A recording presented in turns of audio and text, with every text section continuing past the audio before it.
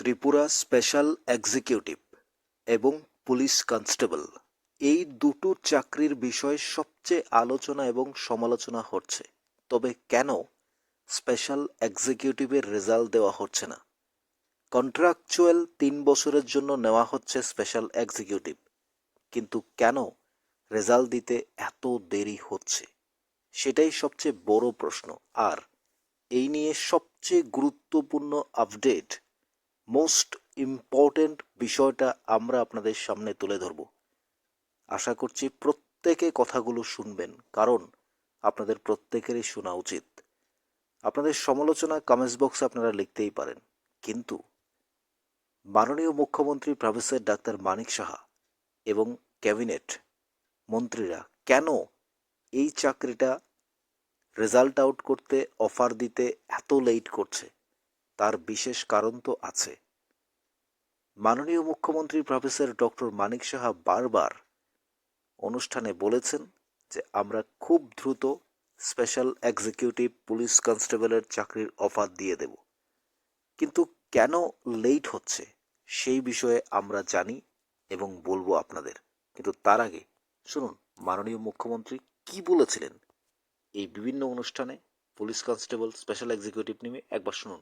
তবে আমরা বারবার বলছি, আপনারা আমাদের প্রত্যেকটা কথা শুনে তারপরেই কমেন্টস করুন।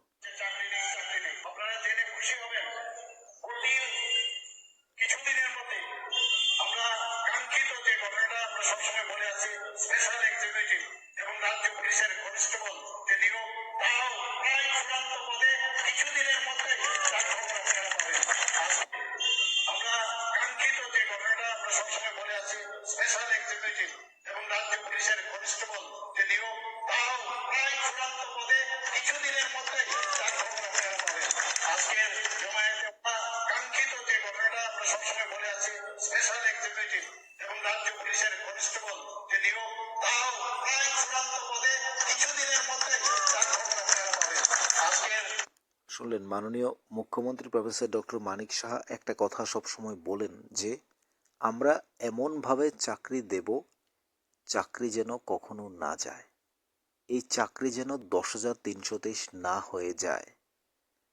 আপনারা যারা ভাবছেন যে 3 বছরের জন্য কন্ট্রাক্টে নিয়োগ করা হচ্ছে আউটসোর্সিং হিসাবে, কন্ট্রাকচুয়ালভাবে স্পেশাল এক্সিকিউটিভকে, তাহলে চাকরি দিচ্ছে না কেন? এবার আপনারা কি চান? 3 বছর পরে আপনাদেরকে বের করে দেওয়া হোক? সরকার চেঞ্জ হলে কখনো, আজ হোক, 10 বছর পরে হোক, 25 বছর পরে হোক, সরকার তো কখনো না কখনো চেঞ্জ হয়, থাকলে ভালো। তখন কি আপনাদেরকে ঘাত ধাক্কা দিয়ে বের করে দেওয়া হোক আপনারা চান? 3 বছর করে আপনারা চাকরি থেকে বের হয়ে যাবেন সেটা চান? আবার কেউ কেউ বলছে চাকরিগুলো হবে না, বাতিল হয়ে যাবে। একবার নিশ্চিন্ত মনে ভাবুন তো, চাকরি যদি বাতিল হয়ে যেত, তাহলে মাননীয় মন্ত্রী সুশান্ত চৌধুরী ক্যাবিনেট বৈঠকের পর কয়েকদিন আগে যে বলেছিলেন 11,000 টাকা থেকে 2,000 টাকা বাড়িয়ে 13,000 টাকা করে দেওয়া করা হয়েছে, সেই চিন্তাটা আপনাদের মাথায় প্রবেশ করে না? মানুষকে বিভ্রান্ত করছে বিভিন্নভাবে, বিভিন্ন প্রতিনিধিরা বিভ্রান্ত করবে, কিন্তু আপনারা সেটাকে নেগেটিভলি নিলে চলবে না। রাজ্যের মাননীয় মুখ্যমন্ত্রী প্রফেসর ডক্টর মানিক সাহা চাইছেন 3 বছরের জন্য নিয়োগ করা হলেও এমনভাবে সার্টিফিকেট অফার এমনভাবে দেবে, বা এমন পরিস্থিতিতে বা এমন সিচুয়েশন তৈরি করে দেবে, যাতে 3 বছর পরেও এই চাকরিটা আপনাদের না যায়, আপনাদেরকে কেউ ঘাট ধাক্কা দিয়ে বের করে দিতে না পারে। আপনারা যেন এই স্পেশাল এক্সিকিউটিভের চাকরি করে বিভিন্নভাবে প্রমোশনে আপনারা পুলিশ থেকে শুরু করে বিভিন্ন জায়গায় যেতে তো পারবেন, কিছু না হলেও এই স্পেশাল এক্সিকিউটিভের চাকরি করে যেন সারা জীবন ভাত খেয়ে যেতে পারেন, সেই চিন্তা করছেন মাননীয় মুখ্যমন্ত্রী প্রফেসর ডক্টর মানিক সাহা এবং তার ক্যাবিনেট মন্ত্রীরা। সেজন্য লেট হচ্ছে।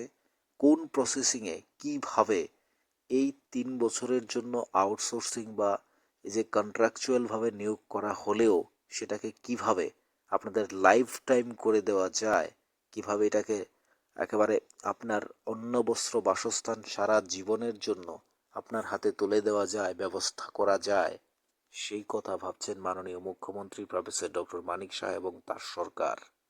কিন্তু আপনারা যারা চিৎকার করছেন, কথা বলছেন, সমালোচনা করছেন, আপনারা একবার ভেবে দেখুন তো, 3 বছরের জন্য যদি নিয়োগ করা হয়, তারপর যদি আপনাকে বের করে দেওয়া হয়, আপনি কি করবেন? কোথায় যাবেন? যে 3 বছর সরকারের আন্ডারে চাকরি করবেন, 13,000 টাকা করে বেতন পাবেন, তারপর আপনারা কি করবেন? কোথায় যাবেন? তার জন্য মাননীয় মুখ্যমন্ত্রী চিন্তা করছেন যে আপনাকে যদি চাকরিতে ঢুকিয়ে দেওয়া হয়, আপনাকে যেন কেউ বের করতে না পারে, সরকার চলে গেলেও যেন আপনাকে বের করতে না পারে, এবং আপনাকে যেন সারা জীবনের ভাতের ব্যবস্থা যেন সরকার করে দিতে পারে। সেই জন্য লেট হচ্ছে, সেজন্য সরকার চিন্তা করছে কোন প্রসেসিংয়ে কিভাবে আপনাদেরকে লাইফ টাইম জব দেওয়া যায়। এই কন্ট্রাকচুয়াল চাকরিটা যেন, স্পেশাল এক্সিকিউটিভটা যেন, এই চাকরির অফার যেন কখনো বাতিল না হয়ে যায়, এই চাকরি থেকে যেন কেউ বের করতে না পারে, সেজন্য পার্মানেন্টলি চিন্তা করছে রাজ্য সরকার। তার জন্য একটা ব্যবস্থা তৈরি করতে গেলে একটু সময় লাগবে। যারা বলছিলেন না জেআরবিটি হবে না, জেআরবিটি চাকরি দেবে না, গ্রুপ সি গ্রুপ ডি চাকরি হবে না, ঠিক হয়েছে। জেআরবিটি চ্যাপ্টার ক্লোজ হয়ে গেছে। স্পেশাল এক্সিকিউটিভ এবং পুলিশ কনস্টেবল দুটো নিয়ে আলোচনা হচ্ছে।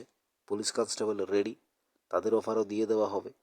স্পেশাল এক্সিকিউটিভ এক দুটো নয়, আপনি একবার ভাবুন, এ রাজ্যে কখনো 6,067 জনকে একসাথে রাজ্য সরকার কোথাও নিয়োগ করতে দেখেছেন? এটা রাজ্যের ইতিহাসে নতুন অধ্যায়। এই যে আপনারা অনেক হাজার হাজার ছেলে মেয়ে পরীক্ষা দিয়েছেন, এই পরীক্ষার যদি বাতিল হয়ে যায়, এত বছর পর ইন্টারভিউ দেওয়ার 2 বছর পর সরকার বেতন বাড়িয়ে দিয়েছে কেন? যদি বাতিল হয়ে যেত? এই চিন্তাগুলো মাথায় আসতে হবে, এই পজিটিভ ভাবনাগুলো ভাবতে হবে। রাজ্যের ইতিহাসে প্রথমবার 11,000 টাকার থেকে বেতন বাড়িয়ে 13,000 করা হয়েছে। ত্রিপুরা রাজ্যে কোনো চাকরি অফার দেওয়ার আগে, রেজাল্ট দেওয়ার আগে বেতন বেড়েছে এই প্রথমবার, স্পেশাল এক্সিকিউটিভ তাও।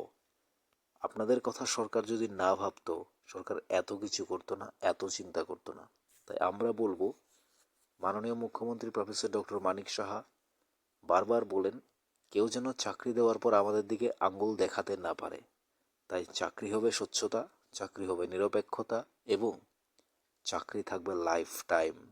একবার ভেবে দেখুন, আপনাকে চাকরি দেবে, 3 বছর পর আপনাকে বের করে দেবে, তাহলে এই চাকরির কোনো মানে আছে? তাই মাননীয় মুখ্যমন্ত্রী বলে আমাদের চাকরি যেন 10,323 না হয়।